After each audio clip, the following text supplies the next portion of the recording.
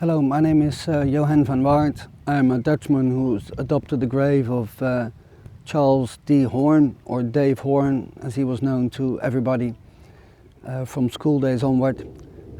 He is from Knightstown, Indiana, a place I went to visit to see what it was like and to find some history of Dave. I spoke to one of his old school friends who said that Dave was always more interested in technique than in learning and in school.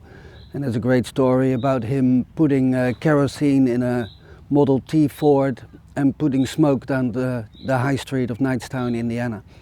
Dave was the radio man of A Company 506th Regiment of the 101st Airborne, except that in Bastogne they didn't need many radio men, so he became a rifleman, and he was killed by German small arms fire.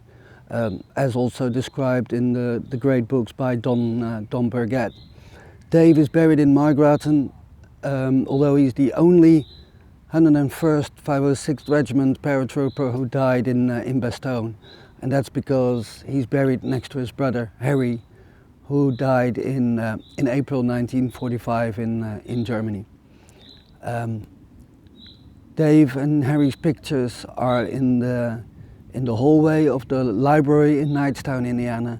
Unfortunately, mixed up the picture with the details of their death. But if anyone is in Knightstown, Indiana, go and visit the library, and you can meet Dave and Harry.